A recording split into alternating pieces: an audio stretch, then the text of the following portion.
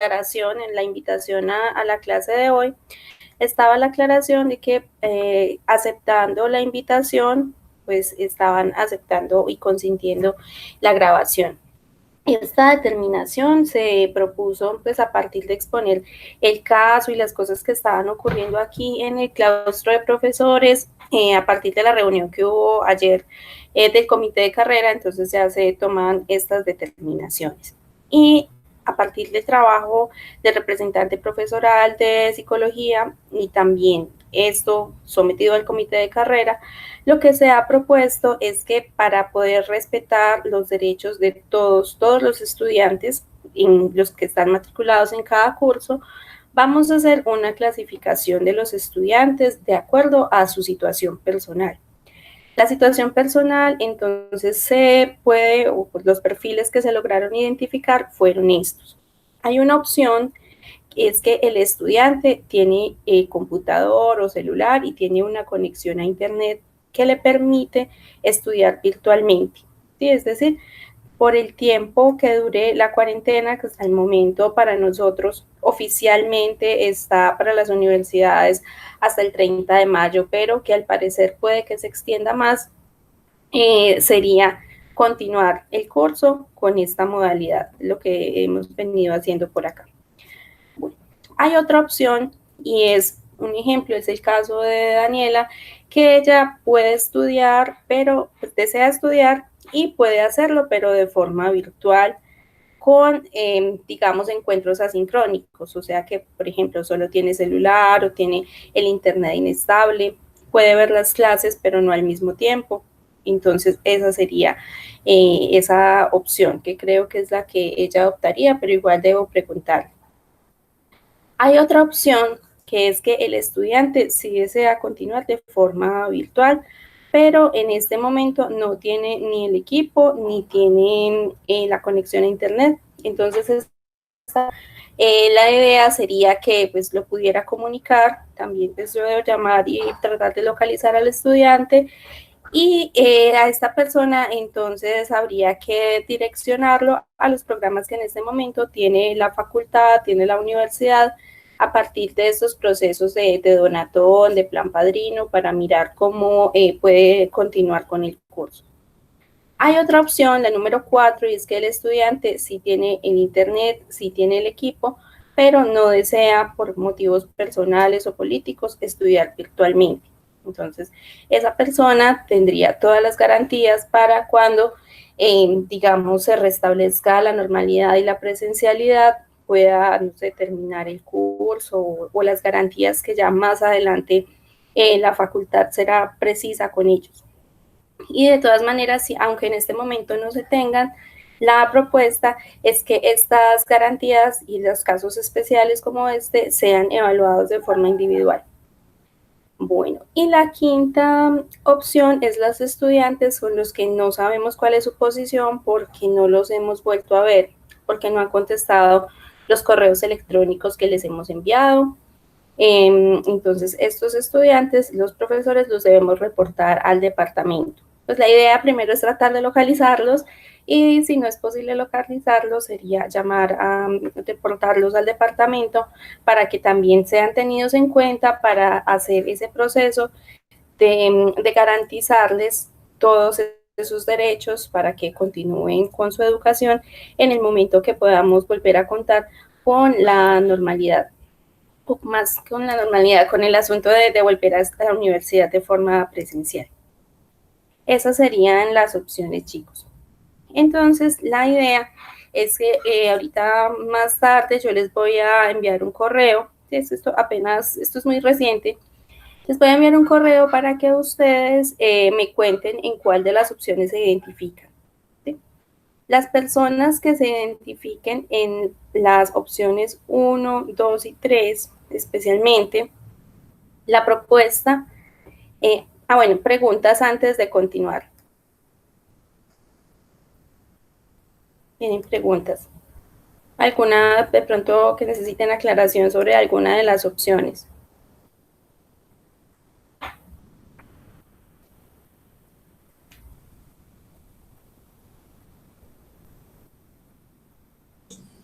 Profe, están muy claras. Listo. Bueno, ¿alguien más tiene preguntas?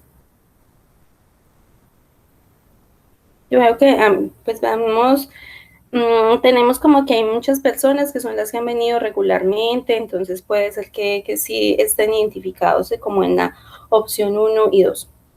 Bueno, las personas entonces que se encuentren en estas opciones, es decir, que deseen continuar la propuesta que se tiene de evaluación, la propuesta que yo traigo, pero que obviamente sería para discutir, sería esta, ¿sí? Porque la idea no es que el semestre se prolongue como para siempre, sino que se pueda llegar a unos acuerdos evaluativos y que, digamos, esos acuerdos pues evidentemente muestran que no vamos a poder hacer todos los procesos que teníamos pensados inicialmente, pues porque uno era en un hogar geriátrico, entonces ya no podemos ir allá, y porque finalmente pues también hay unos asuntos de orden del tiempo, de la situación también emocional en la cual nos encontremos, entonces por eso esta es la propuesta, pero la idea es que ustedes la mediten y pensemos entre todos qué cosa les gustaría.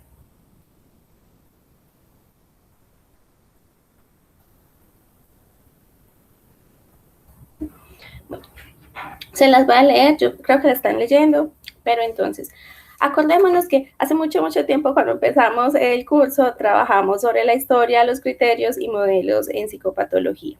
Entonces la propuesta es, para que esto no se nos olvide, hacer un taller, ¿sí?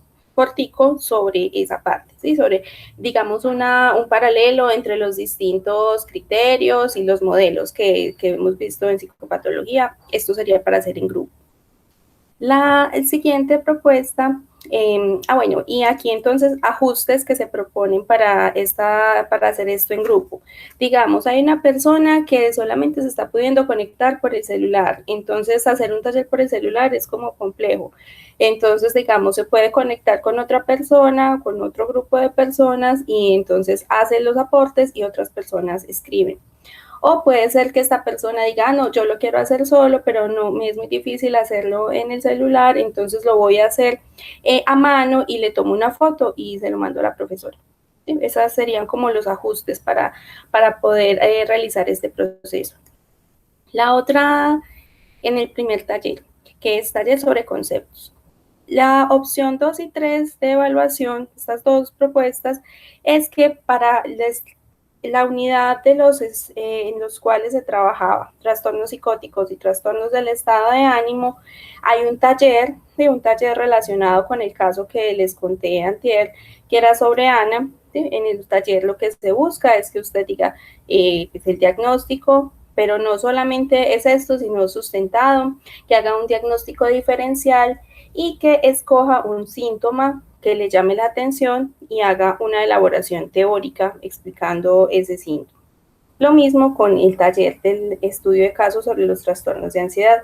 Es el caso de una persona con un trastorno. La idea es que ya en la unidad que seguiría, que es la parte de la ansiedad, pudiéramos examinarlo y a partir de allí también hacer el diagnóstico diferencial, escoger alguna sintomatología que nos llame la atención, también esto es en equipo, y a partir de allí entonces ya se entregaría un informe. Ese sería el proceso con estos dos. Y también entonces la idea es que podamos hacer un proceso como de autoevaluación dentro de las posibilidades que tenemos ahorita. ¿Estos chicos qué piensan?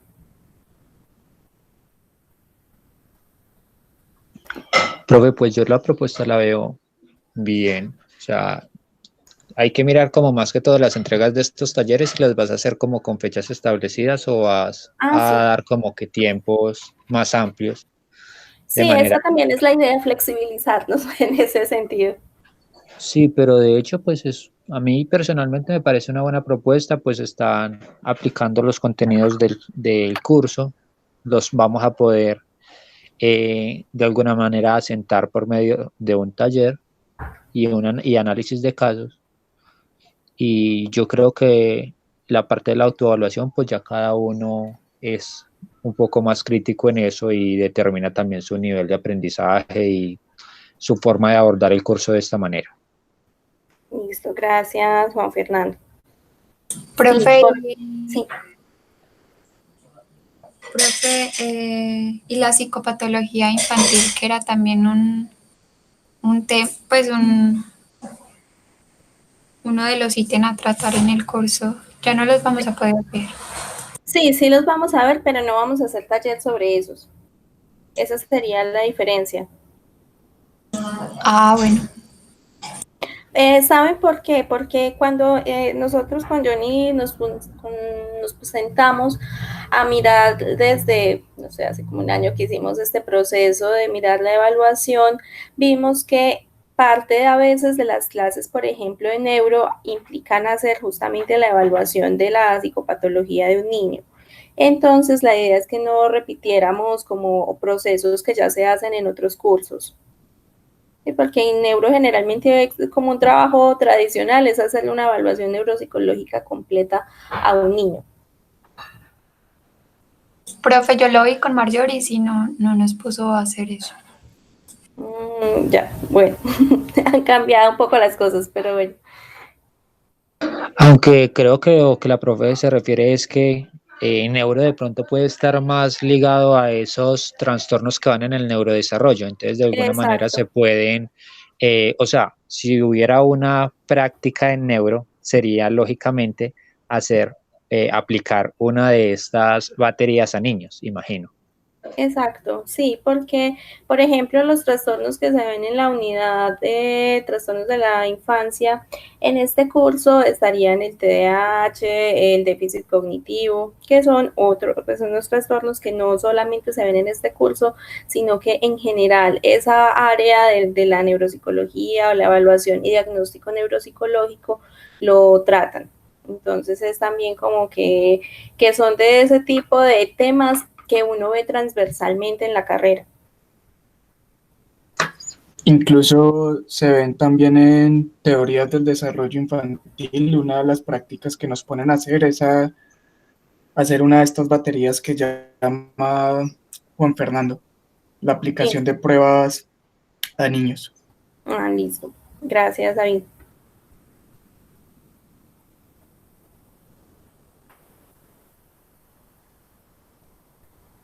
Listo, chicos. ¿Alguien más? Yo veo que hay más personas que están. La idea es que conversemos, nos escuchemos.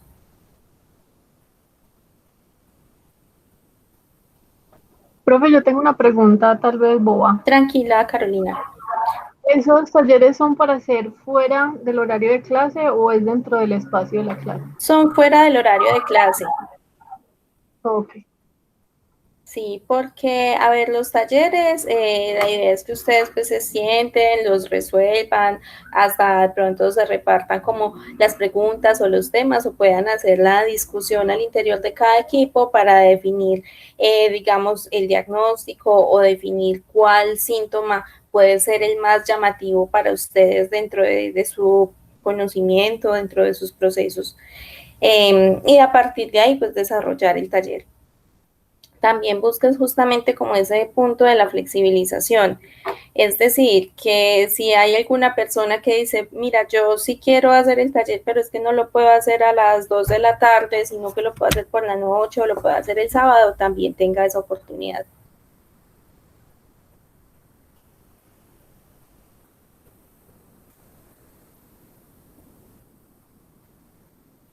Profe, pues yo me uno a Juan Fernando, estoy de acuerdo, me parece una muy buena opción. Listo, Carolina, muchas gracias.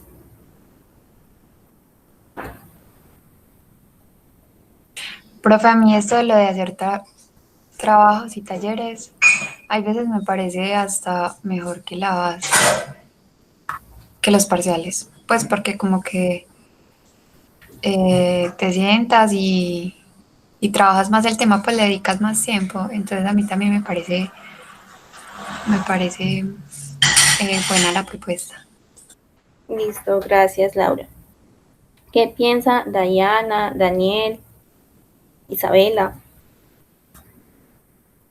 Valentina?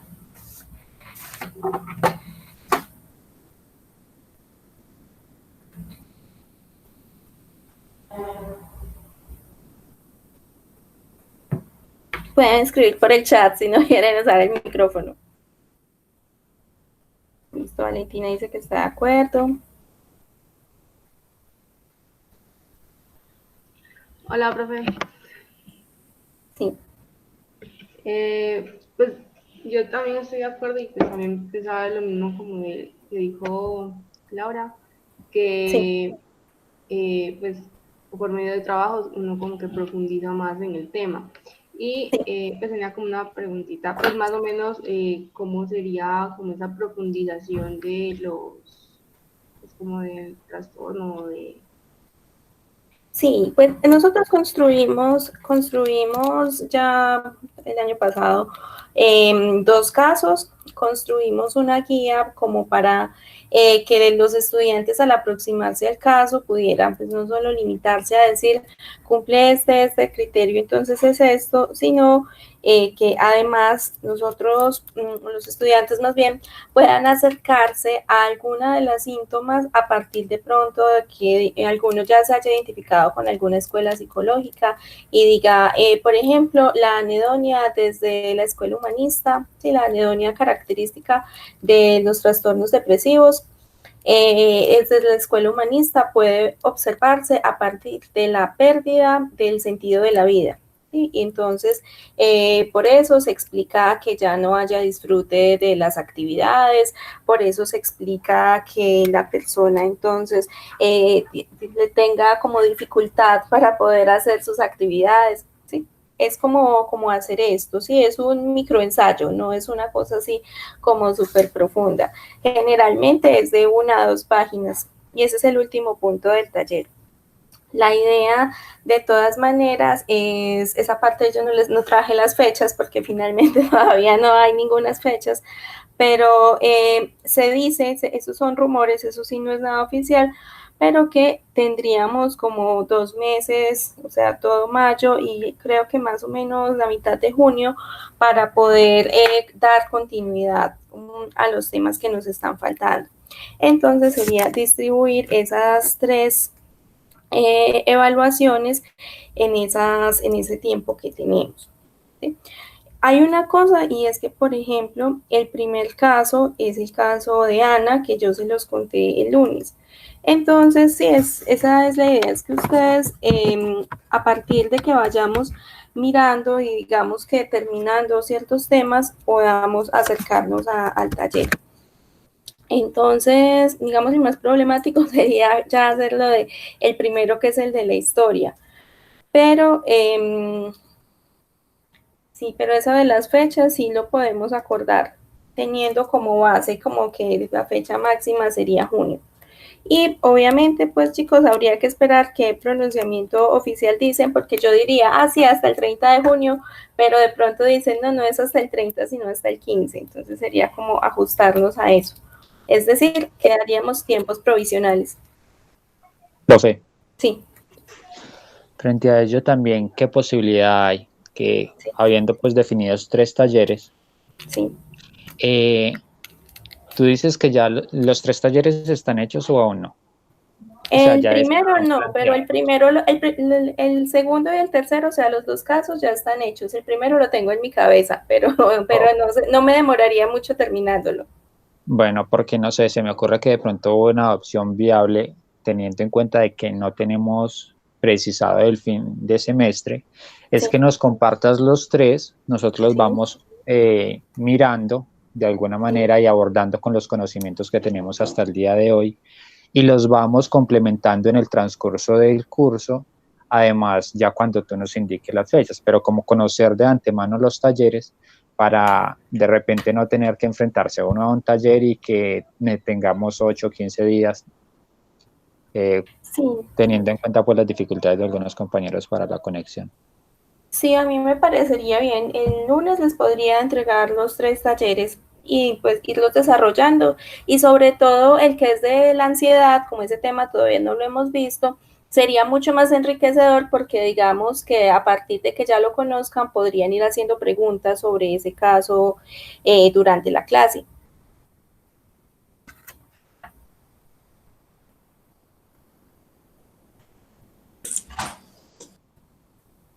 ¿Qué piensan los otros? de la propuesta que hace Juan Fernando. ¿Sí? Es decir, que el todos tengan los talleres, pero que esas fechas de entrega esperemos a que haya una nueva propuesta de calendario académico, y a partir de esa propuesta pues las podemos hacer el proceso ya de decir cuándo se entregarían. Sí, o que si incluso dicen, no, ya pueden evaluar, pero falta apenas una semana, no, mentiras, no creo que eso pase, pero falte muy poquito tiempo para que se acabe el semestre, ustedes ya hayan adelantado. Para mí me agrada la idea, sobre todo porque son temas a los que siempre vamos a tener acceso y de alguna manera, por lo menos el tener los talleres ahí, le permite a uno ir haciendo cositas en esta cuarentena. Sí, Como sí. de la... Exacto, y ustedes tienen los libros digitales, que yo creo que es una ventaja muy buena que pudimos tener, es que las fotocopias no están allá en la universidad, sino que ustedes tienen los libros digitales. Profe, yo me imagino cómo le habrá tocado en la Universidad de Envigado, pues a otros profesores, porque son súper, pues casi todos mandan es fotocopia, pues o en la fotocopiadora de allá. No, pero allá han progresado, allá tienen una plataforma que se llama Interactiva, entonces uno debe hacer las dos cosas, dejar las fotocopias y tener los documentos digitales. Entonces, sí, entonces en esa parte no hemos tenido problemas. Ok.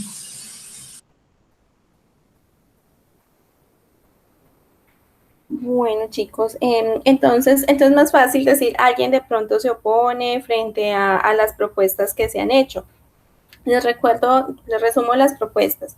Sería que yo el lunes les envíe ya los talleres listos, los 3 talleres, y que ustedes vayan juntándose en equipos, vayan de pronto mirando si se quieren repartir los temas y demás, integremos a los otros compañeros y que los vayan desarrollando sin poner fechas todavía. Apenas nos den un aproximado de las fechas, o sea, hasta cuándo de junio iría el semestre, ya podríamos ponernos como unos plazos flexibles para entregarlos. Esa sería la propuesta. ¿Alguien de pronto se opone a ella?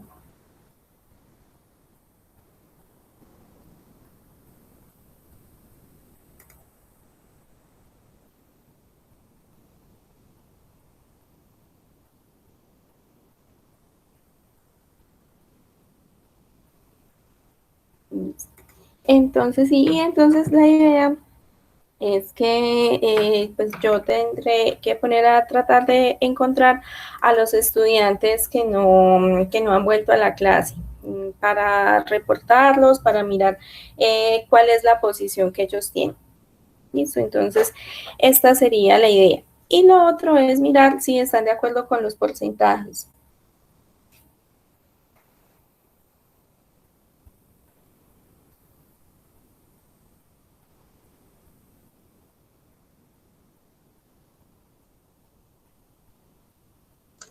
Sí, profe.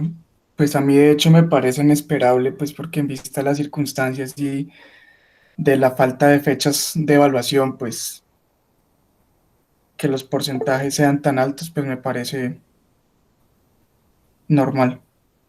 No, ok.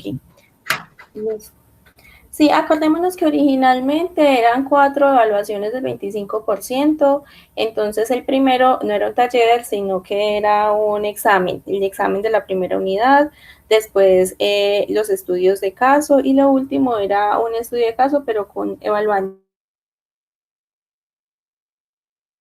Entonces, ahora no se nos va a permitir en mucho rato, pues, hacer que personas que no pertenezcan a la institución puedan acceder a ella. Entonces, esa nos limita esa parte. Listo, chicos. Entonces, eso sería como el punto. Entonces, voy a anotarme la tarea de enviar talleres y localizar a los estudiantes. Acuérdense que esto también implica como el compromiso de nosotros de ser solidarios con las personas que no pueden estar de forma sincrónica y de pues tratar de integrarlos a los equipos en la medida de lo posible.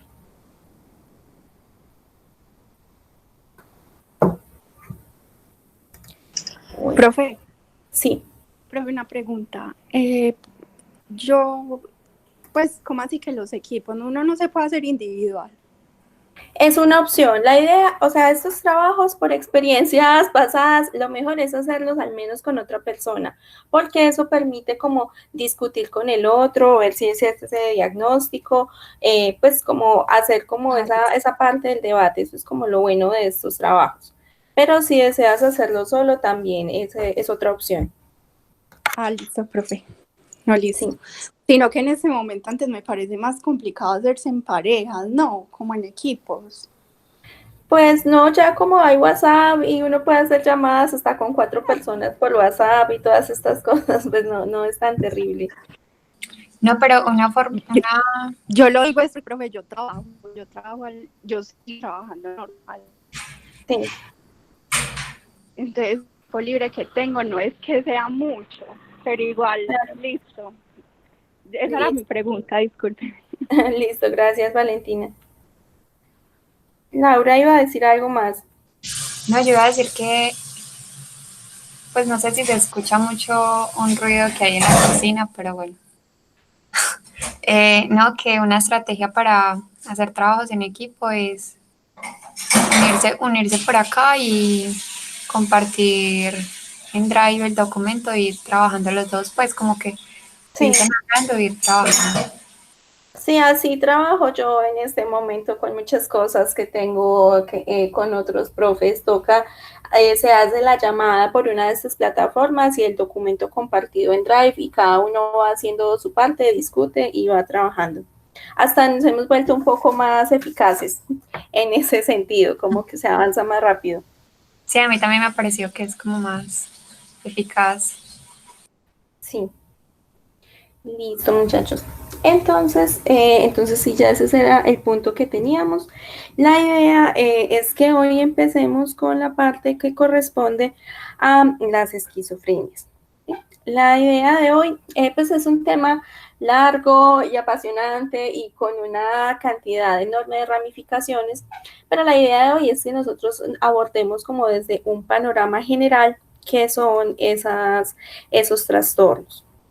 También, bueno, la idea también es que podamos abordar el tema no solo hoy, sino en varias clases, para que yo creo que tengo también que reformular el tiempo dedicado a cada tema, pero la idea es que nos quede bastante claro este punto de vista, porque es uno de los temas que de pronto más vemos en el cine, en la televisión, y que por tanto a veces puede llegar a ser desdibujado lo que es real, lo que es frecuente, frente a lo que nos muestran en estos distintos ambientes, como les decía, el teatro, el cine. Las esquizofrenias constituyen, yo creo, que uno de esos fenómenos que resultan como más atractivos y más, ¿cómo decirlos?, más explotados por justamente esos medios de entretenimiento. Hay cantidad, incluso en una diapositiva les dejé algunas series y películas en donde se trabaja muchísimo este tema. Pero finalmente, cuando nosotros decimos que una persona tiene esquizofrenia, estamos diciendo pues muchas cosas, ¿sí? Es como, sí tiene esto, pero cuando uno se pone a mirar, si le dieron un vistazo a la clasificación que tenemos en el CIE-10, las esquizofrenias, sí, por eso su nombre en plural, no solamente es una enfermedad, sino que son muchas, porque son una constelación de síntomas que van a generar toda esta particularidad en el comportamiento, en el pensamiento, en el lenguaje, y que van entonces a permitir que se articulen o se clasifiquen en distintas modalidades o distintos cuadros. Entonces, antes de adentrarnos en todos esos cuadros, la idea es que veamos las generalidades como tal de la enfermedad. Para esto, entonces, acordémonos que teníamos un caso. Era el caso de Luis, no sé si de pronto lo leyeron, para contarles un poquito sobre Luis.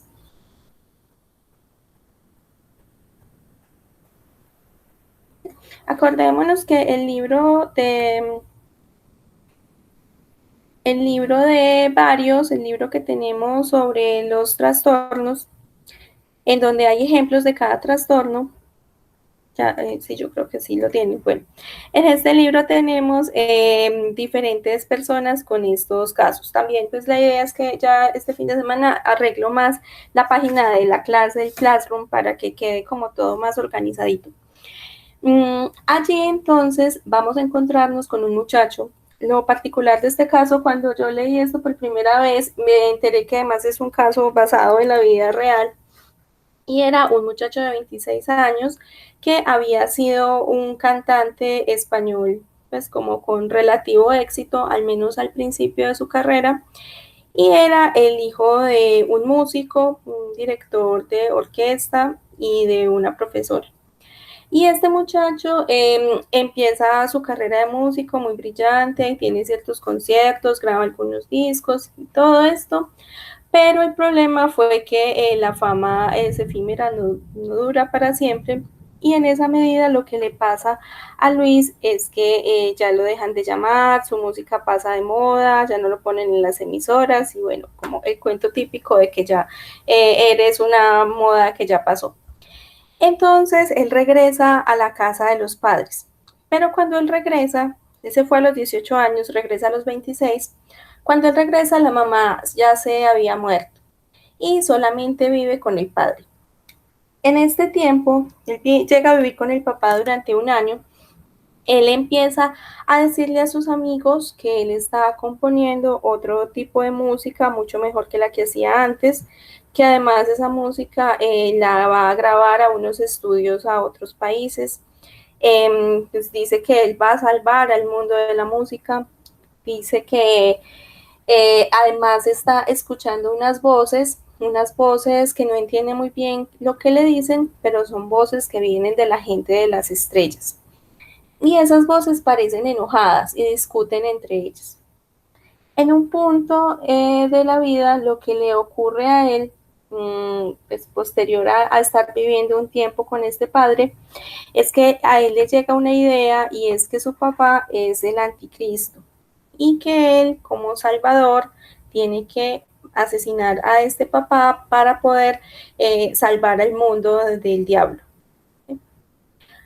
Esta idea, pues no se sabe exactamente cuánto tiempo perdura en la cabeza de Luis, pero lo lleva a que una noche agarre un crucifijo de madera y mate al papá con ella. Adicionalmente, pues no bastando con esto, destroza el cuerpo del papá, lo mete en el carro y durante toda la noche da vueltas por el pueblo en el carro, con el papá muerto en el carro, y llega a la estación de policía y se entrega. Esa es como la historia de este muchacho.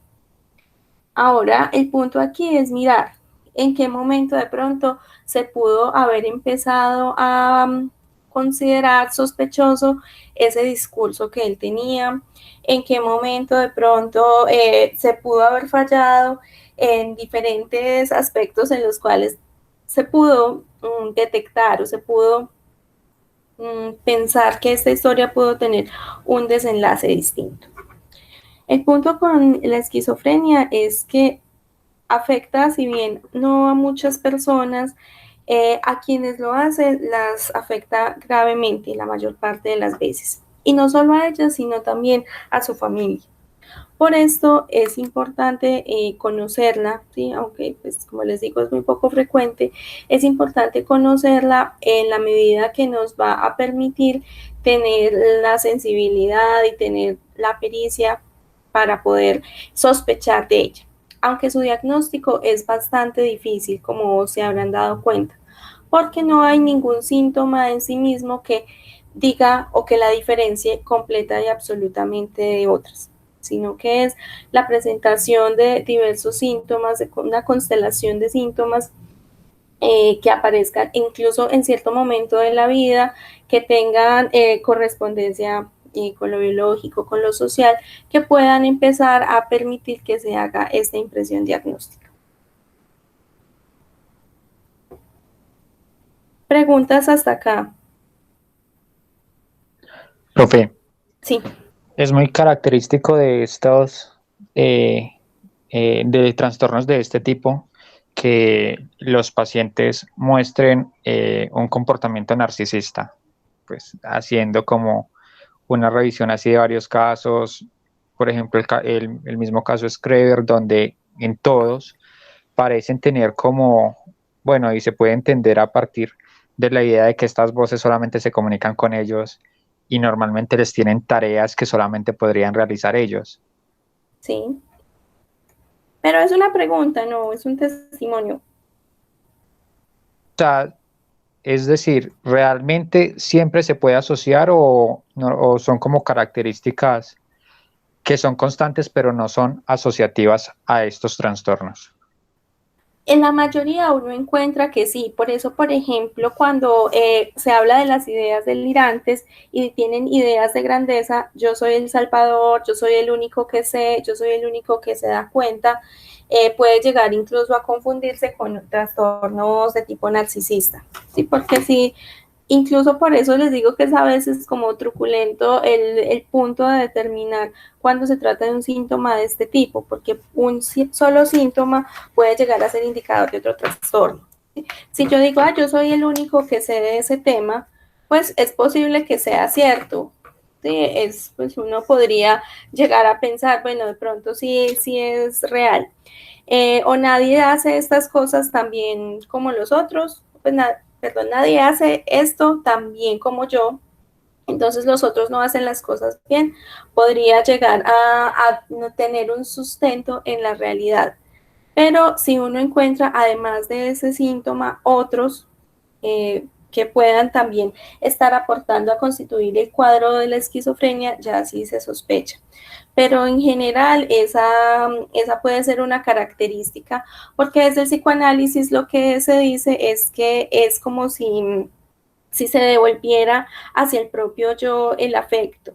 Entonces esa característica, como que la parte pulsional se devuelve hacia el propio yo, eso lo vemos en la próxima clase, no recuerdo exactamente las palabras de Freud, pero eso podría explicarse por ahí. Miro si lo tengo por acá. ¿Qué otras preguntas tienen o qué han oído de la esquizofrenia? Profe, precisamente sobre el psicoanálisis, pues mi fuerte no es el psicoanálisis, no lo estudio con frecuencia, no lo he estudiado en el transcurso de la carrera, pues con la intensidad que se estudia en otras materias, pero sí quisiera saber de qué base, por ejemplo, bajo qué base metodológica se ha hecho investigación de la esquizofrenia. Por ejemplo, Juan Fernando citó ahora el caso Screver, que es un caso pues célebre en el psicoanálisis, pero también tengo ciertas dudas con respecto a lo que nosotros denominaríamos como esquizofrenia en el sentido de personalidad escindida, personalidad doble, en estas raíces pues primarias, y cómo esta, por así decirlo, doble personalidad deriva, por ejemplo, en alucinaciones. Ok, bueno, entonces, desde el inicio, incluso, no sé si ven la diapositiva. ¿Qué diapositiva ven? Estamos en la diapositiva, la de la esquizofrenia, la portada. Listo. Y Ya dice, pasaste. listo. Etimología Entonces, del concepto. perfecto, gracias. Entonces, Profe, yo solo iba a decir algo. De que yo vi esa imagen y me acordé de Poe. Pues de Poe. sí, Pues de Edgar Allan Poe. Sí. Ok, ¿por qué? Yo no sé de dónde la saqué, pero qué interesante. Porque había pues una vez encontré un libro en una biblioteca sobre varios cuentos de él y los ilustraban. Entonces habían varios de esos.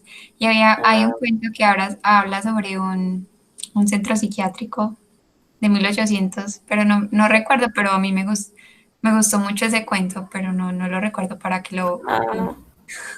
Sí, gracias para ponerlo en las recomendaciones.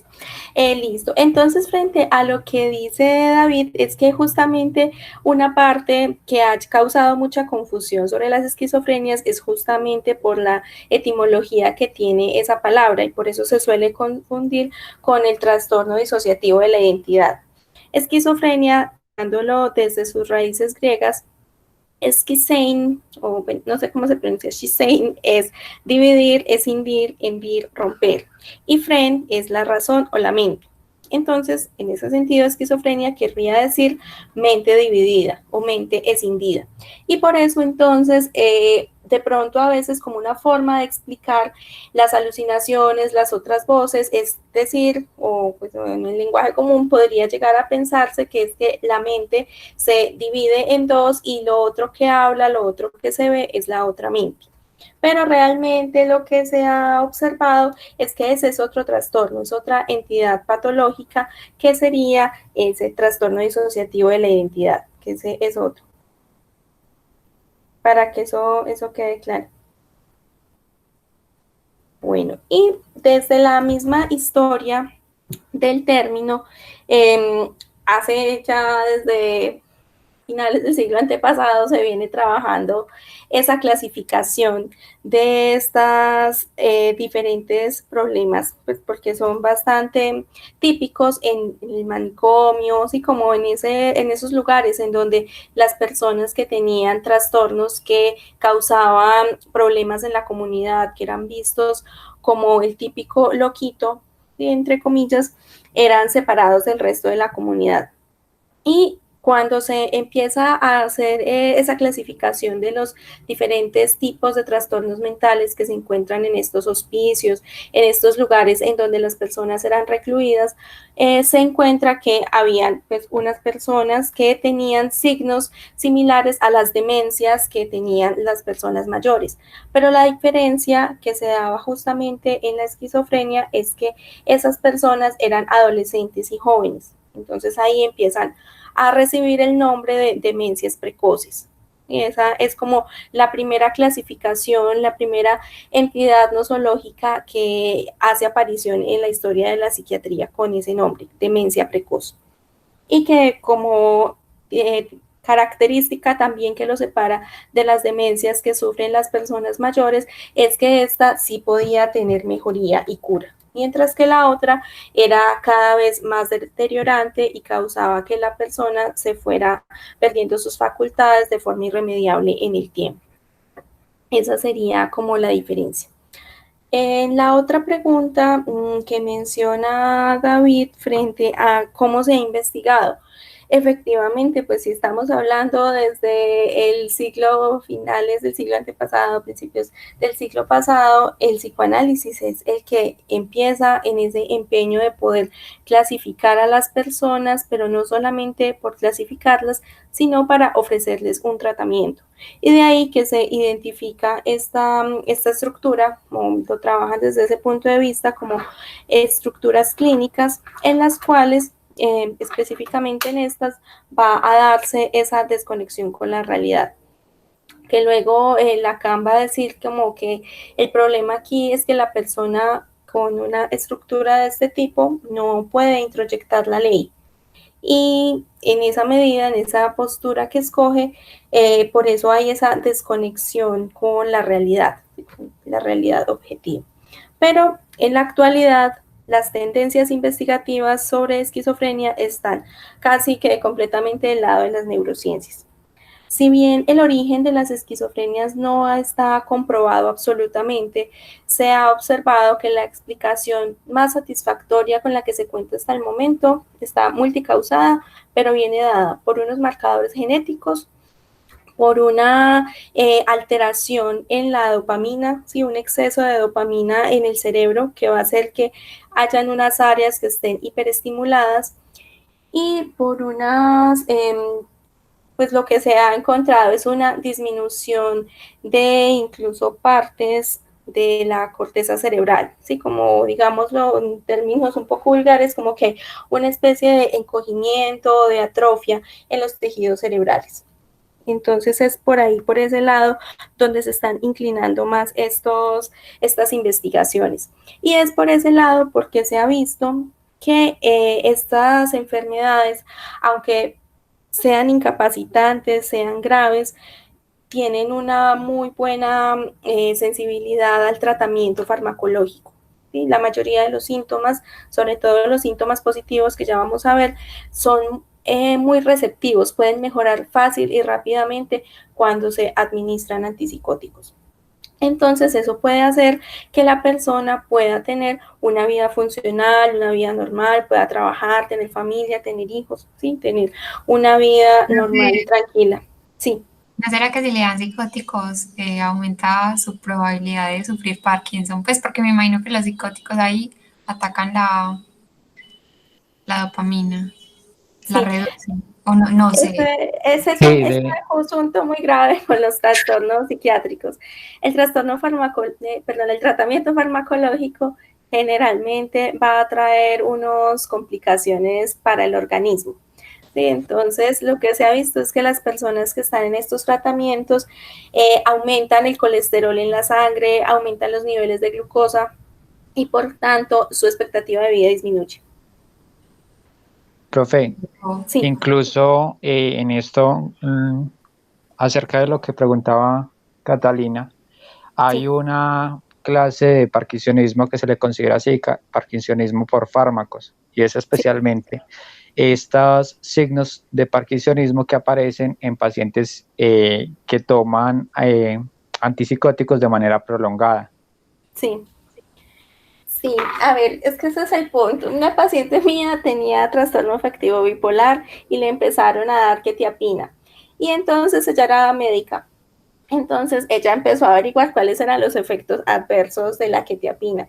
Y justamente uno de esos a largo plazo eran unos movimientos parasitarios. No recuerdo en este momento el nombre, pero era como que uno estaba así normal y de repente levantaba el brazo y lo movía y ya como. Entonces ella decía como que, bueno, yo tengo que hacer el balance, o es el trastorno afectivo bipolar, o es que a largo plazo de pronto me pueda dar eso. Entonces ella se los tomaba, pero decía como que eso no podía ser para siempre. Ese es el asunto de los fármacos. Afortunadamente, la investigación en ese campo es amplia y súper bien financiada, entonces se busca cada vez más que se hagan propuestas de tratamiento que tengan menos efectos adversos.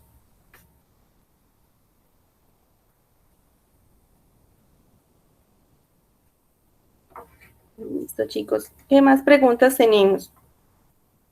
Profe, yo no sé si usted se habrá visto ahí también en test que aparecía ahí seguido de lo de la depresión, como una neurocientífica que decía, que creo que era con la quetiapina, yo sé que comenzaba por la K, Sí. que ella daba la hipótesis de que la depresión se podía, pues de que la depresión se podía prevenir con ese fármaco, pero que ese fármaco había sido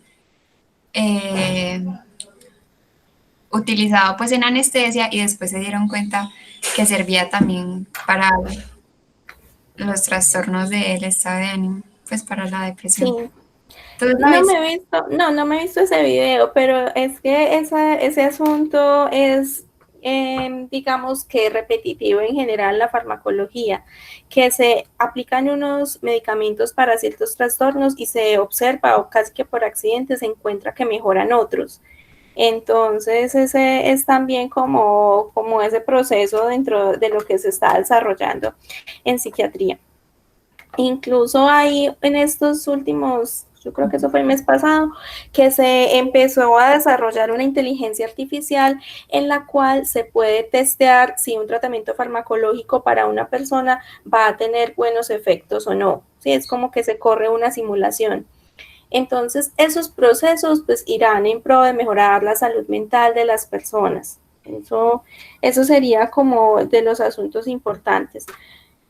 profe, Sí, ¿dónde viste ese artículo? No me acuerdo, a mí me salen noticias a veces por ahí, pero lo voy a tratar de buscar para compartírselos. Lo problemático con los fármacos, profe, pues con los psicofármacos es que no se usan generalmente como paliativos, sino como tratamientos permanentes. Entonces, una persona que esté consumiendo sertralina para la depresión, no se la mandan para cada vez que sienta el estado de ánimo bajo, no, es un tratamiento que tú te tomas una pastilla todos los días durante año y medio. Sí. Entonces los efectos a largo plazo, pues por supuesto, tienden a aseverarse más cuando cuando son tratamientos permanentes y sobre todo pues con trastornos severos o profundos que requieran una incidencia más prolongada o incluso vitalicia del tratamiento farmacológico, Profe, los efectos profundos. a mí lo que me Sí, parece así súper curioso es que, por ejemplo, mi mamá tuvo, pues la diagnosticaron en el psiquiatra con un episodio depresivo breve. sí. Entonces le mandaron pues sertralina, o sea, ya con el episodio, ya ella vive así, primero con sertralina, después con imipramina, después con, o sea, como que se la va cambiando, después con escitalopram y después con duloxetina. Y ella, pues, o sea, yo la veo, pues, y yo he hablado de eso con Juan Fernando y los dos decimos que nos parece un mal diagnóstico. Pues nos parece mal, o a mí me parece muy precoz haberle diagnosticado, pues haberle mandado fármacos. Ok. No le mandaron psicoterapia. Sí, también. También. Sí, aquí el asunto, digamos, no me acuerdo exactamente en qué artículo mencionan esta parte, pero en general en los trastornos de la salud mental, cuando se empieza un tratamiento farmacológico, se dice que solamente el 40% de las personas que están medicadas realmente tienen un tratamiento adecuado para lo que están padeciendo.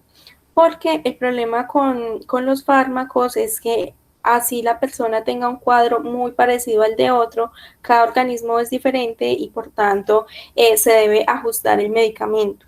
Pero aquí, como tenemos una precariedad y un déficit en la cantidad de psiquiatras que se encuentran en este momento prestando atención, entonces las personas empiezan un tratamiento y la siguiente cita es muy lejos para que realmente se pueda hacer un control de esos efectos adversos y se pueda de pronto cambiar la dosis. Y el otro asunto es que cuando de pronto una persona se toma un medicamento, no encuentra mejoría inmediata o le pasan cosas como que le da mucho mareo, le da dolor de cabeza, lo suspende y entonces así algunas veces no se alcanza realmente a percibir el verdadero efecto que pueda tener el medicamento. O de pronto lo dejan o hay unas personas que hacen otra cosa peor y es que se lo regalan a otros. Entonces, entonces sí, aquí todavía nos falta un poco como más de mejorar esa adherencia al tratamiento y de tener pues ese control que mencionaban que los tratamientos son temporales, si no son un asunto permanente. Y también los tratamientos farmacológicos deberían de ser temporales. Dependiendo de cada cuadro, porque si la persona, por ejemplo, tiene un trastorno que es recurrente, quizá necesite durante un largo tiempo tomar ese medicamento. Sí, y de pronto si el psiquiatra considera que hay una mejoría, va haciendo el desmonte de la dosis de forma paulatina, evalúa la clínica, ¿sí? Cómo van los síntomas y de pronto dice, bueno, con estas estrategias puedes continuar sin medicamento, pero si llega a ocurrir X o Y episodio, debes volver a consultar. Bueno, sí, profe, yo ahorita decía pues que me parecía un diagnóstico equivocado, pero pues yo creo que no, sí tuve un episodio pues por la soledad, pero pues ya que estoy acá, ella me ha dicho que, porque yo he hablado con ella de eso, entonces ella me ha dicho que no, que yo que estoy acá, pues que ella es por la soledad. Entonces me imagino que si va al psiquiatra, la cita que la tiene, ya le rebajan la dosis o, bueno, no sé, pero ya. Claro, es que, por ejemplo, digamos, el trastorno afectivo bipolar tiene, pues normalmente se mandan estabilizadores del estado de ánimo, pero si la persona además sigue durmiendo mal, comiendo mal, teniendo pues lo que se llama una vida desordenada, entonces no va a tener un beneficio tan bueno como si pudiera regularizar sus comportamientos, sus comidas, sus hábitos y demás. Sí, es decir, la persona debe ayudarse como por distintos medios. Entonces hay personas que consiguen con esfuerzo tener una regularidad en su vida, ¿sí? Hacer ejercicio, comer a horas, no tomar licor y acostarse y levantarse todos los días a la misma hora. Y eso les permite una estabilidad y una regularización de su vida y por tanto ya van a depender menos del medicamento. o van a solamente depender cuando tengan una crisis o alguna cosa pues fuera de lo común. Entonces, digamos que las personas pueden encontrar tratamientos y además ir a psicoterapia, tratamientos también que puedan no necesitar para siempre de esos medicamentos. O sea, mi mamá tiene, incluso ella teniendo medicina, ¿cómo se llama eso? Ensura. Plan complementario. Sí, o sea, incluso teniendo plan complementario, ve a la psicóloga, yo no, pues como cada 3 meses, yo no sé. Claro. Súper lejos. Sí. Sí, ese es el asunto de nuestro contexto. Entonces, en ese caso, como ya habíamos visto, que los trastornos del estado de ánimo, el más grande riesgo que tenemos es el de que hayan conductas suicidas, por eso es importante la atención que se pueda tener, digamos, aprovechar esa atención que pueda haber en ese momento, ¿sí? Como para hacer mitigación de riesgo.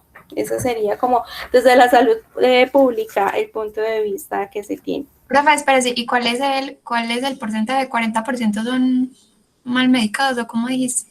Sí, el 40%. Profe, Pero eso no recuerdo en este momento el artículo donde está eso. Ah, ok.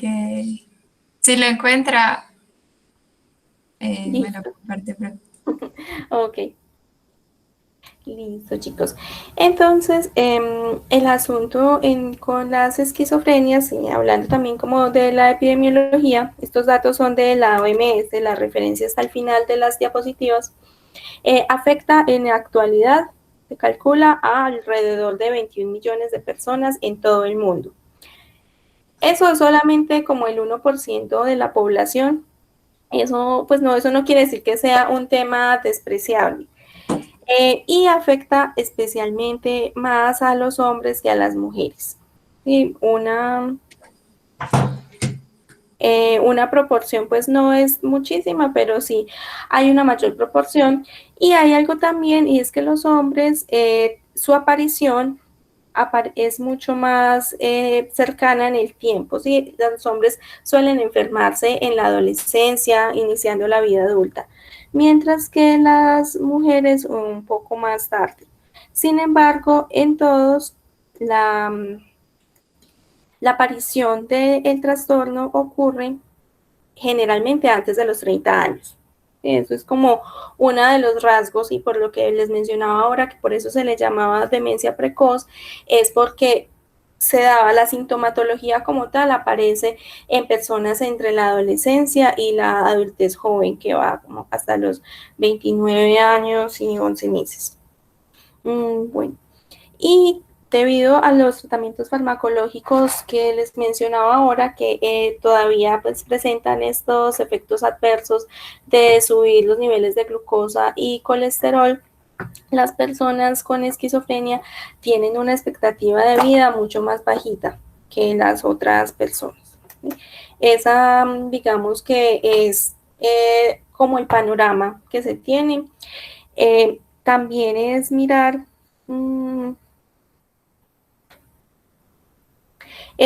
pues esa estadística no era tan confiable, pero en otra parte se menciona que muchas de estas personas, al no recibir el tratamiento, al ser discriminadas y estigmatizadas, solían también caer en la pobreza, y adicionalmente, pues aparte de la pobreza como tal, muchos terminaban en la indigencia. Entonces, este también es uno de los asuntos a considerar. Si de pronto nosotros podemos hacer memoria de los lugares donde vivimos, incluso de los alrededores de la universidad, o si de pronto vivimos en algún municipio, de pronto que uno se acuerda como, es que esa persona que tenía esos comportamientos tan extraños y que le decían que era como el loquito del pueblo, quizá era una persona que padecía esta enfermedad, obviamente no tratada. Entonces, es como para mirar también el impacto que puede tener esta enfermedad en la población. Y como les mencionaba ahorita, en el caso que no siempre es, digamos que peligrosa en el sentido de que puedan hacer daño a otras personas, pero que pueden llegar a ocurrir esas situaciones cuando no es adecuadamente controlada.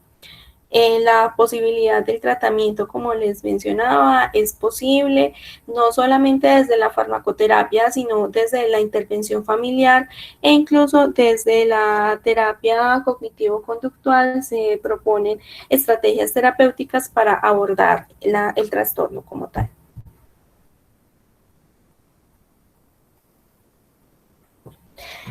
Como ahorita les mencionaba, es una serie de, bueno, las esquizofrenias como tal no se refieren a un único trastorno, sino a una serie de diferentes posibilidades diagnósticas o diferentes cuadros. Pero en general, ¿sí? Mirando esos trastornos en general, están caracterizados por estos 3 síntomas: las ideas delirantes, las alucinaciones y un lenguaje y comportamiento desorganizados.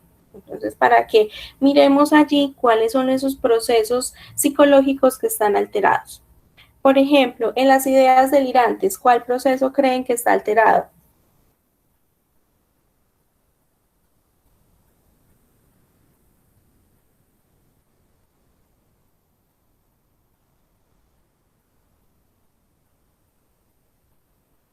Profe, ¿cómo así que proceso? Un proceso, por ejemplo, el lenguaje, la memoria. ¿En cuál? En las ideas delirantes. Ustedes ya vieron spam, vieron... Ah, sí. ¿Qué otro han visto? GLIAC, sí. Diría que en tanto a procesos, serían procesos de pensamiento. Ya, Correcto. Exacto. Entonces, ahí en las ideas delirantes, los procesos de pensamiento. Y en las alucinaciones.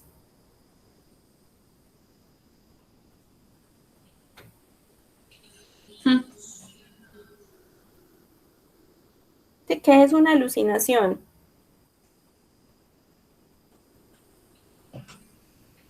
Yo creo que es algo que que se siente que es de los sentidos, ¿no? Exacto. Y los sentidos, entonces, ¿qué proceso es el que hacemos con los sentidos? se me cayó la llamada, profe, qué pena. Sería procesos de percepción, procesos perceptivos. Exacto, sí, procesos de sensación y percepción, en lo que mencionaba Catalina sobre los sentidos. Y el otro, el que habla de lenguaje y comportamiento desorganizados, como su nombre lo indica, si el proceso alterado sería el lenguaje. Bueno, los síntomas típicos se dividen en 2, ¿sí? Estos son los que están típicos y que nos hablan de qué procesos están alterados.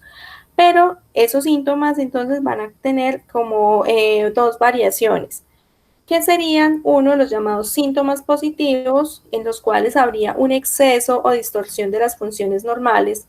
Es decir, si estamos hablando del lenguaje, entonces aquí una evidencia de la alteración sería el lenguaje desorganizado, en el cual la persona habla muchísimo, ¿sí? Hay una gran producción verbal, pero ese lenguaje tiene generalmente un contenido vacío, ¿sí? La persona habla, puede que hable muy rápido y puede que hable de cosas que realmente no tengan en sí ninguna idea, ningún contenido.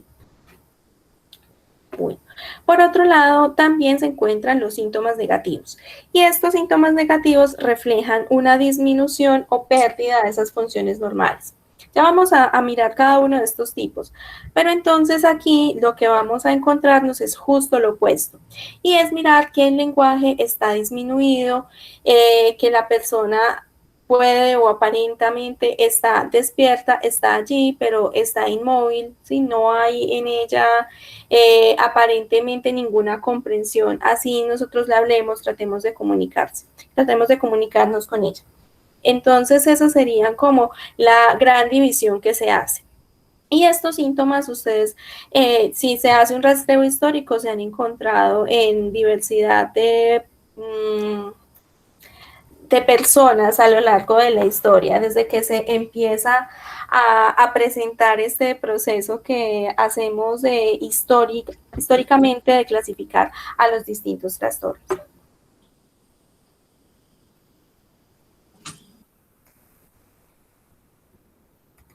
Bueno, entonces, ¿qué son los síntomas positivos? En estos se encuentran sobre todo las alucinaciones. Las alucinaciones van a tener diferentes modalidades de presentación. Entonces tenemos, por ejemplo, las alucinaciones auditivas. ¿Cuál es la diferencia en una alucinación o en una de pronto una percepción?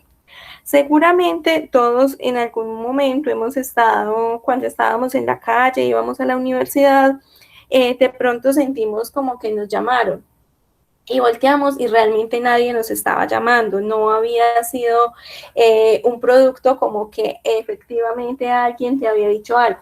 ¿Quiere decir eso que sufrimos una alucinación?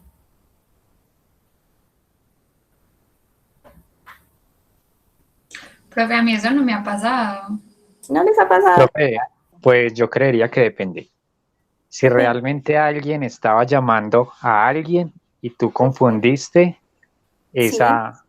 como esas palabras, pues entonces sería un proceso de percepción, pero si no había ningún ruido y nadie estaba llamando a nadie, pues no sé, podría ser alucinación. Ok. Pues, por ejemplo, a ti te debe pasar mucho porque en nuestro departamento hay millones de Juanes. Entonces, si por ejemplo ibas por la plazoleta y alguien dice, hey Juan, ¿sí? Y tú volteas y cuando miras realmente no era para ti, ¿sí? De pronto ahí podrías decir, ah, bueno, me lo imaginé o quizá esa voz sonaba como a alguien que conocía, ¿sí? Entonces puede prestarse para una confusión, ¿sí? De pronto puede pasar que la persona, ya sea como tú dices, está sola en su casa y escucha una voz o escucha como algún sonido y cree o siente que lo están llamando, ¿sí? Esos son fenómenos que pueden pasar y que no necesariamente en sí mismos, ¿sí? Ninguna de estas síntomas en sí mismo nos daría para decir esta persona está sufriendo de una esquizofrenia. En el duelo, en los procesos de duelo, por ejemplo, David, que vio hace poco el curso, sabrán que los niños, las personas en general, cuando alguien fallece, a veces sienten como que le escuchan, como que los llaman o escuchan su voz, o que escuchan algún sonido que la persona solía hacer. Y eso no quiere decir que la persona se esté volviendo loca. Entonces, como para que a veces las personas van con ese motivo de consulta, es que estoy escuchando cosas o a veces siento que me llama aquella persona que falleció. Entonces, hay que hacer esa diferencia de mirar si realmente esto es un fenómeno que ocurre pues, esporádicamente, le pasa a la persona en algún momento o si es un asunto persistente. Y cuando ya miremos cada uno de los cuadros, eso es algo importante que tenemos que ver, que no es que sea una sola vez, sino que sea algo que persista. También es posible que esas alucinaciones se manifiesten como voces que comentan, ¿sí? Como que se escucha una conversación, se sabe que no es ni el televisor ni es la persona, pero la persona los escucha, los siente. También se pueden dar alucinaciones de tipo sinestésicas, como experimentar que alguien te toca, ¿sí? Una sensación, una percepción que se siente en el cuerpo. Y generalmente pueden ser como hormigueos o sensación de peso, de que algo te toca. Las personas también pueden experimentar a su vez sensaciones olfatorias y pueden incluso llegar a ver las alucinaciones. Pueden ver cosas, objetos, personas que no están ahí. Puede ser que sea algo completamente conformado o puede ser que una persona vea una chaqueta y entonces todos vemos una chaqueta, pero la persona que está teniendo las alucinaciones visuales vea a alguien adentro de esa chaqueta. Y entonces sería como que retoman una parte de la realidad y esta se empieza a desfigurar, empieza a tener unas variaciones. Preguntas hasta acá.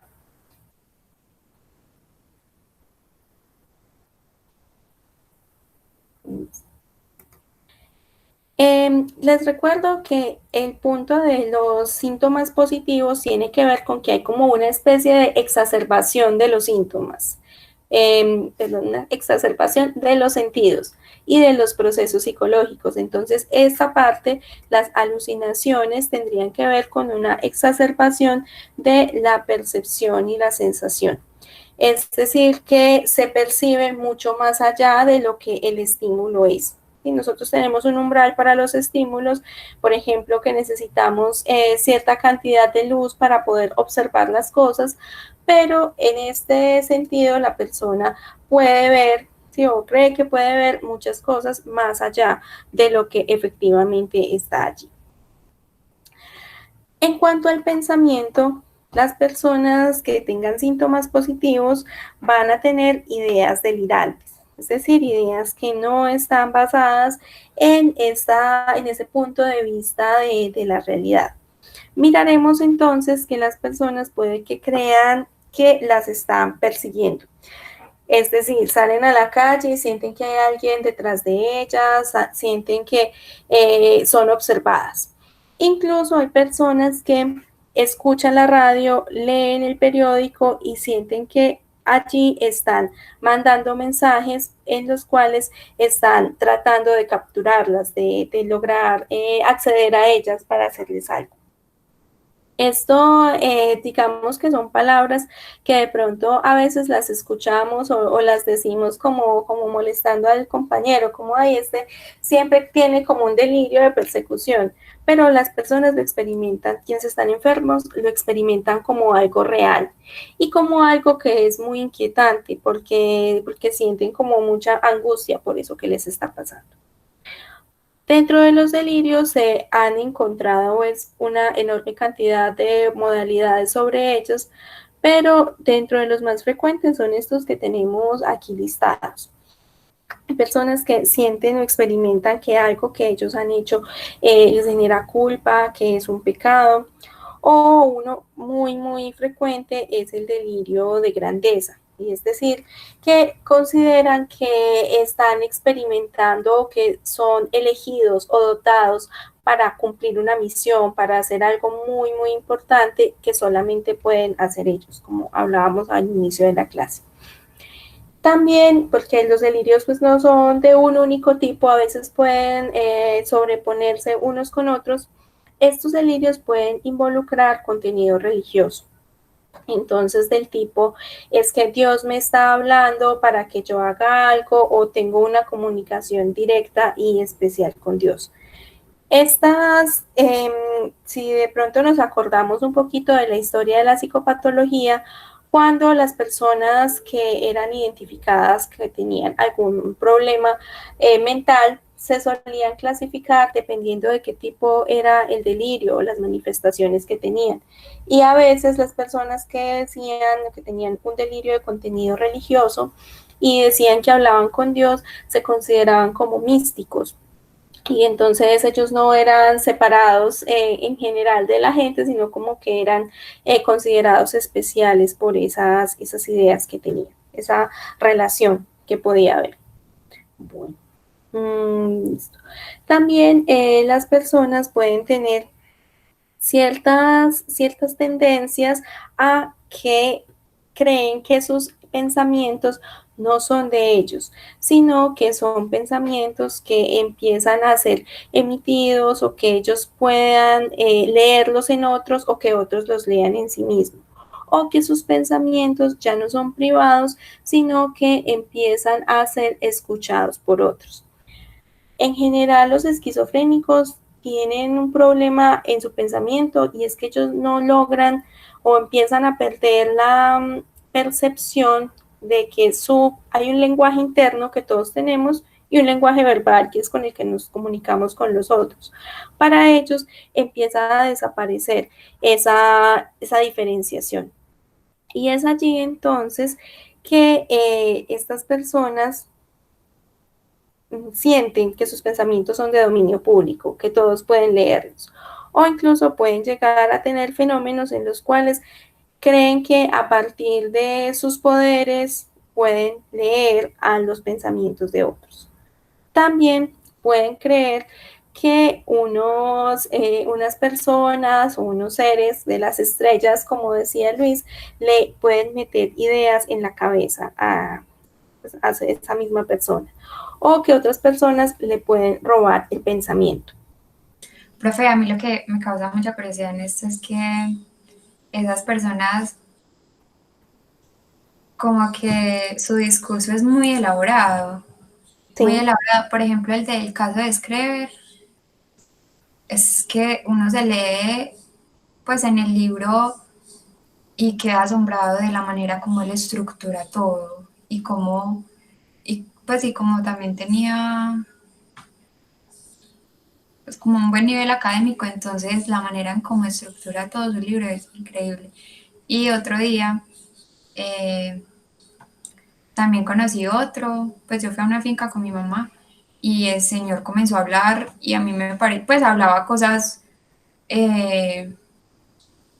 muy normales, incluso hablaba que la autopista Medellín-Bogotá iba a ser, o sea, no me parecieron nada disparatados, sino que me pareció como ideas muy brillantes. Y después me di cuenta que pues salió con unas cosas todas raras, entonces allá mi mamá me dijo que pues que tenía psicosis, pero a mí me impresionó mucho eso, que uno hablar con ellos es... Sí. Sí, por eso es que ese diagnóstico a veces es muy elusivo, porque de pronto la persona, pues no sé, nosotros estudiamos ciencias sociales y humanas, entonces de pronto llega una persona que, no sé, es un ingeniero biomédico y nos empieza a hablar de una máquina maravillosa que se inventó y de pronto uno no sabe el tema, entonces de pronto puede ser difícil como pillársele la falla de lógica en el discurso, como el asunto como de la concordancia con la realidad. Esa es también como importante, por eso esa experiencia que mencionas, Catalina, porque justamente muestra que hay un contenido, la persona hablaba, tiene un contenido dentro de su lenguaje, pero entonces quizá no es en el lenguaje donde podamos evidenciar la presencia del trastorno, sino en esa lógica del pensamiento y en los delirios que estaba manifestando allí. Entonces, por eso ese es el punto de estas personas.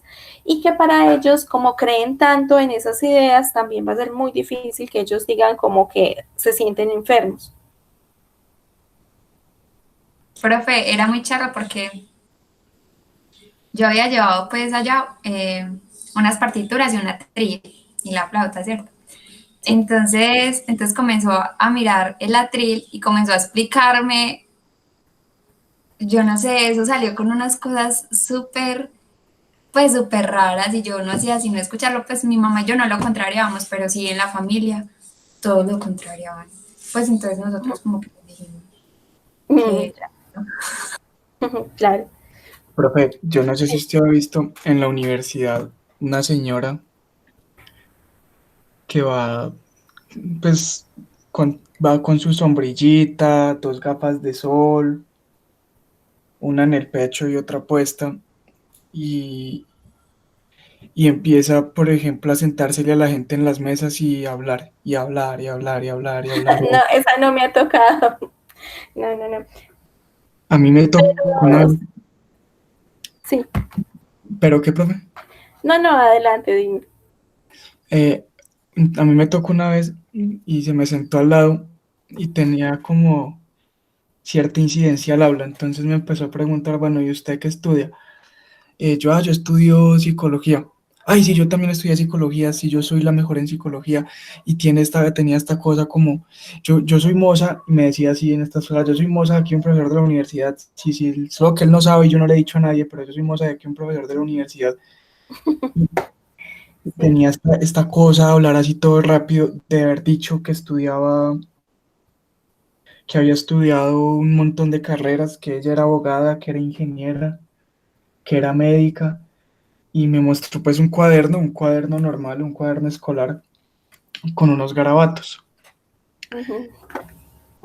y que fue lo que me dijo ella, que esos eran los planos de una máquina que ella se iba a inventar, pero como que no, Entonces yo le pregunté, pues yo, bueno, ¿y qué máquina te vas a inventar? No, no, es que yo todavía no sé, pero estos son los planos de la máquina que me voy a inventar. Mm, Es una cosa, pues, bueno, sí, ay, pero entonces ahí sí habían fallas evidentes en su cuento. Generalmente ellos tienen también comportamientos desorganizados, porque ahorita que mencionaste la universidad, por la Facultad de Medicina había una señora que salía en ropa interior a broncearse ahí a una de las esquinitas que queda Profe, cerca yo de la la he salud pública. visto. Sí, es muy impresionante, ¿cierto? Sí, es muy impresionante. Sí. Entonces, y sale a broncearse ahí, se queda tirada a mediodía ahí en la calle, pues entonces uno sí sospecha como, bueno, esta persona debe tener de pronto alguna de estos trastornos de este tipo. profe, yo tengo una duda con respecto a las manifestaciones y a los flujos de pensamiento que se tienen y a las ideas que se tienen en este trastorno, en el sentido de, se, se hace explícito con el contenido que está, esto es con lo que las personas han vivido, han experimentado en su vida. Por ejemplo, Schreber escribió sus memorias porque era un hombre culto, porque era un hombre formado, porque tenía cierto acceso a cierta cultura, pero, pero hay personas pues que no tienen este acceso y es como saber qué contenido en el pensamiento tienen estas personas a la hora de manifestarlo lingüísticamente. Por ejemplo, que una persona pueda tener una idea muy original, plasmarla, por ejemplo, en una pintura si es posible, o las ideas obedecen más a una cuestión experiencial, no son ideas construidas, sino que dependen de lo que se haya aprendido previamente. Las posturas actuales dicen que en general lo que les ocurre a las personas es una especie de deformación, desorganización de experiencias anteriores.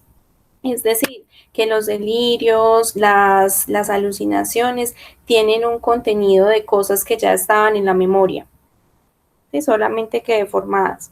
Ahorita, como en lo que mencionas de cómo se sabe qué es lo que le empieza a pasar a estas personas en el pensamiento, preparando esta clase yo me había encontrado también, pero no sé si era real, por eso no lo traje, pero era un artista que pintaba gatos. Entonces mostraban cómo pintaba los gatos cuando estaba sano y después cómo fueron progresando sus dibujos cuando ya empezó a tener las alucinaciones y los delirios característicos de la esquizofrenia y realmente pues eran bastante diferentes pues, desde el inicio hasta el final. Eso también incluso, pues algunos lo han visto como en algunos artistas en los cuales se puede evidenciar eh, cómo son sus pinturas en algunas épocas en las cuales de pronto en su vida no había dificultades y luego a partir de probablemente pues, de enfermedades mentales no diagnosticadas, las pinturas cambian, los colores, las texturas, la intensidad de los brochazos. No sé si Catalina, que es música, de pronto también lo habrá escuchado en las composiciones de algunas personas, pero digamos que encuentran formas de expresión. No, pero yo me vi una vez pues, un video de un director de orquesta donde hablaba de Debussy, un compositor, El de Claro de Luna. y justo pues sí hablaba de eso, no sé si era una experiencia pues delirante, pero sí era como un estado alterado de la conciencia. Lo que yo pienso es que en la música no creo que sea tan evidente eh, evidenciarlo como, pues, como en una pintura. Claro, sí. Pero sí, y yo creo también que es, pues a veces como desde lo que mencionan, como desde el privilegio de que de pronto hay algunas personas que puedan tener esa posibilidad de desde el arte mostrar ese sufrimiento.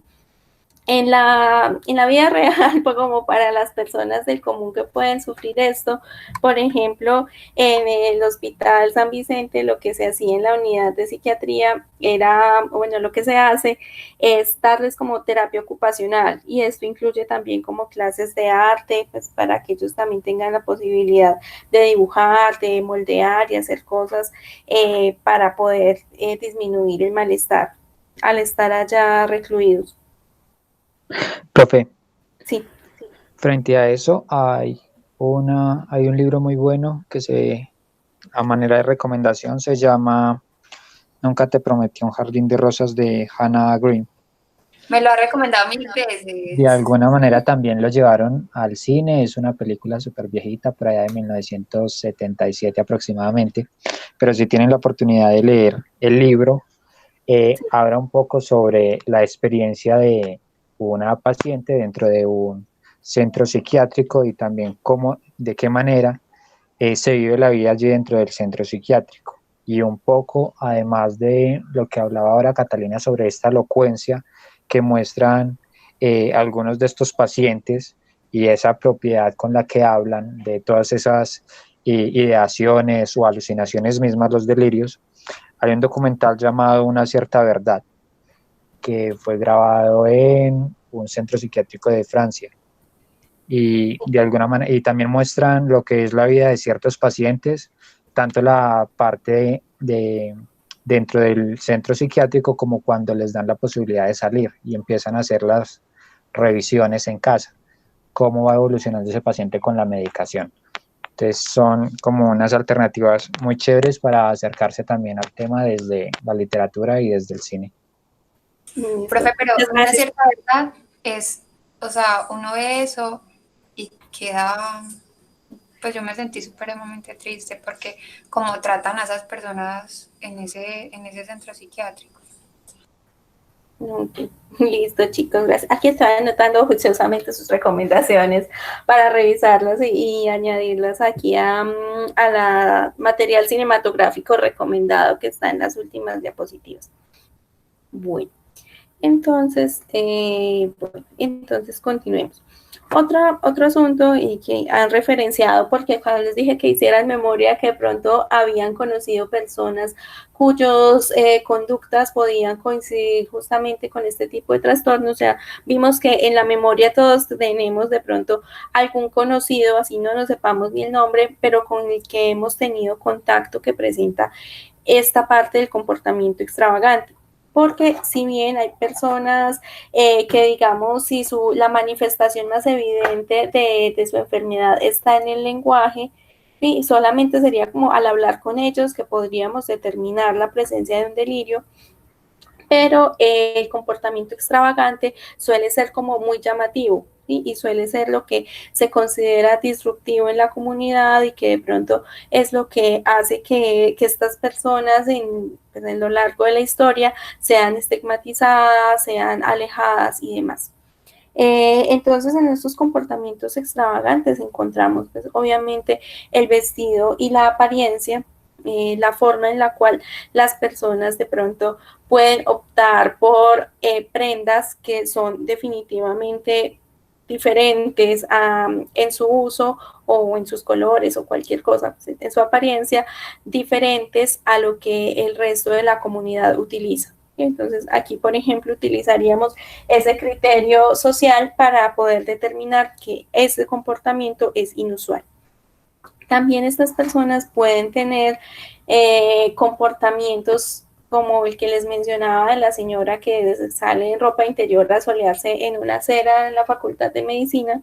Sí, esa parte podría verse como, por un lado, comportamiento social inadecuado, y también hay personas que, digamos, el comportamiento que mencionaba David de la señora que se le sienta en la mesa, quizá en alguna medida, pues no esa u otra señora u otra persona, puede también tener en esos procesos de acercamiento a otros unos comportamientos muy sexuales.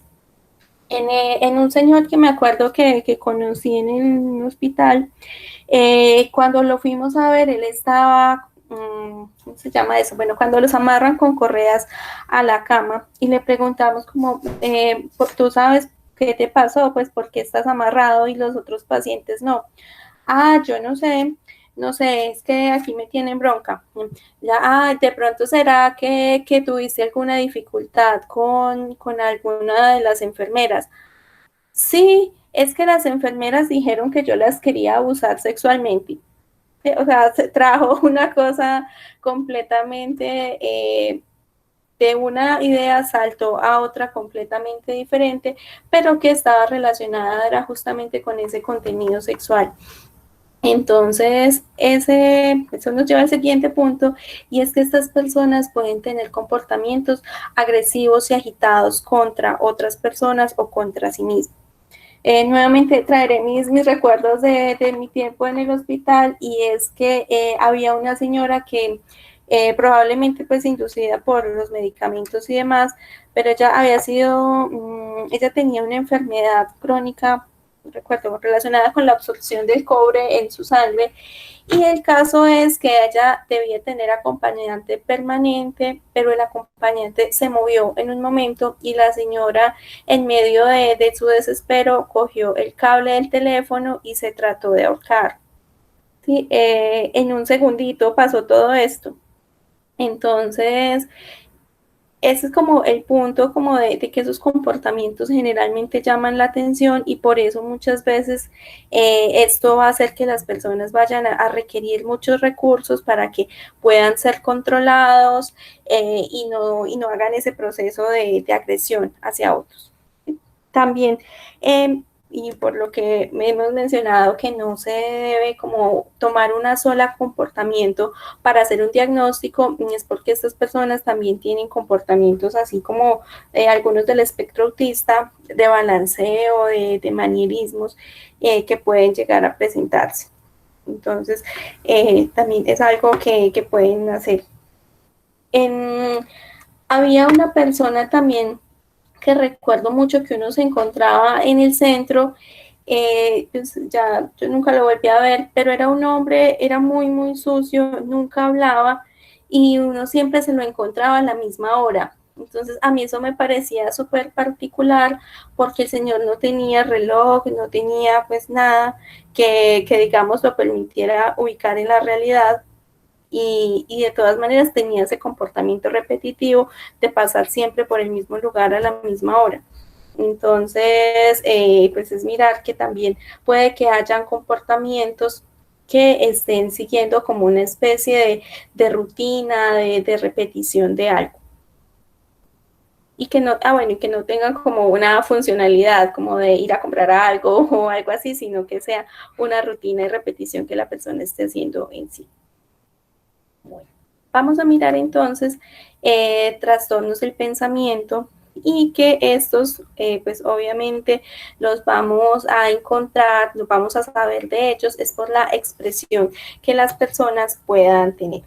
Entonces, el primero de ellos es el descarrilamiento, y es cuando una persona empieza a hablar de un tema y empieza, está contando, no sé, sobre, mirar como un tema importante por aquí que vea a la mano. Les voy a hablar entonces acerca de los árboles son un ser vivo, y entonces en los árboles crecen pájaros. Una vez había un pájaro y ese pájaro me habló, y ya de ese pájaro me acuerdo porque se parecía a mi amigo tal. ¿Sí? Es decir, puede que el discurso vaya hilado de alguna manera, pero la forma en la cual están conectadas las ideas no tienen una relación las unas con las otras. Estas conexiones en las ideas son justamente lo que nos da cuenta de que se está presentando un trastorno del pensamiento, cuando la persona no puede hilar las ideas y que nos vaya a realmente mostrar un contenido profundo de algo que está pensando, sino que se vayan a dar esas asociaciones laxas entre una presentación de una idea con la otra. También vamos a hablar de otro trastorno del pensamiento, u forma en la cual se presentan los trastornos del pensamiento, y es cuando la persona se le pregunta algo, por ejemplo, ¿tú qué estudias? Yo estudio, hace tiempo que no voy a la universidad. Yo vivo en tal lugar, y sí, la persona más o menos toca el tema. Sí, sí, creo que tenía como video sobre esto, pero bueno, después los busco para mostrarles. La persona toca ligeramente el tema por el cual estamos preguntando, pero realmente no llega al punto de él, no responde a la información que nosotros le estamos solicitando. Ese sería el punto de la tangencialidad. Estos van a ver que hay algunos que se parecen mucho.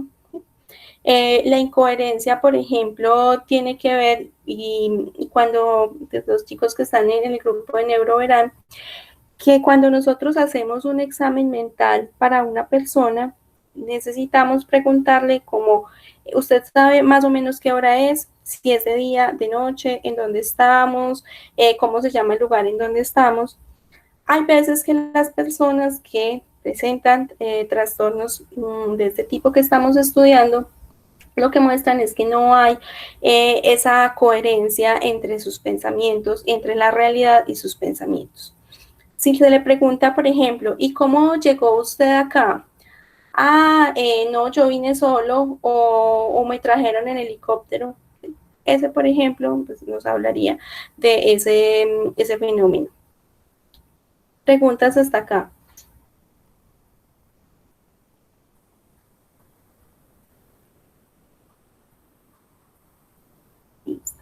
La circunstancialidad nos hablaría de que la persona empieza a contarnos la historia, no sé, le preguntamos, por ejemplo, nuevamente cómo llegó allá, y en lugar de dar respuesta a la pregunta, empieza a llenar la respuesta de muchísimos detalles, de muchísimas ramificaciones, que finalmente puede que den respuesta a la pregunta, pero que da una cantidad de detalles que no están siendo solicitados ni que realmente vayan a ser importantes para la idea de la cual se está hablando.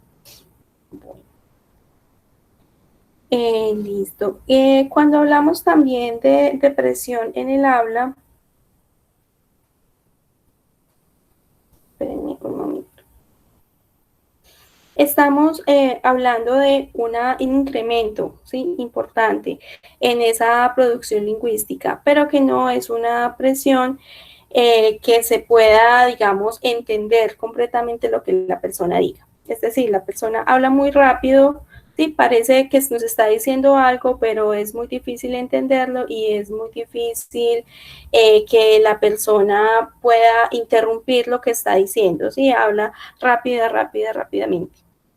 También la persona puede llegar a tener elementos en los cuales empieza a hablar de un tema y no por descarrilamiento, sino que la persona no logra centrarse, no logra enfocarse en eso que está diciendo. Eso sería un fenómeno de distraibilidad. Otro fenómeno que, digamos, es bastante interesante al respecto es cuando se hacen asociaciones fonéticas. Es decir, la persona, el contenido, lo que nos está diciendo, no está asociado en las ideas entre sí de su discurso, sino en función de que una palabra suene parecida a la otra. Sí, entonces de pronto dice piso, tizo, quiso, miso, ¿sí?, como palabras que se suenen muy parecidas. Y a partir de ahí es que haría la elaboración. Entonces, estos fenómenos, sí, son fenómenos del pensamiento, pero podemos saber de ellos es a partir del discurso de la persona. Y como verán, lo que nos va a permitir es ver que el pensamiento está desorganizado y que está efectivamente con una exacerbación. Las personas pueden incluso a veces darse cuenta de esto y sentir que están pensando muy rápido, que no pueden focalizarse en ninguna idea, sino que todo es rápido. Bueno, preguntas hasta acá, que ya se nos acabó el tiempo. Bueno, la idea, chicos, es que si en la medida que vamos avanzando, a ustedes se les presentan preguntas, de pronto cuando vayan leyendo, las puedan enviar también por correo electrónico. porque pues es una estrategia que me recomendaron como para pronto que las clases también puedan llegar a ser momentos también de debate, no solamente como de contar los temas, sino también como de tratar de resolver dudas, y las dudas que yo no sepa, pues mirarlos entre todos, porque también es la posibilidad que tenemos ahorita. Profe, Sí. recordarle a los compañeros que las clases, si de pronto tienen dificultades para descargarlas a través del Drive, Sí. las estamos publicando, por lo menos la anterior y la de hoy las estamos publicando en YouTube. Ya les comparto.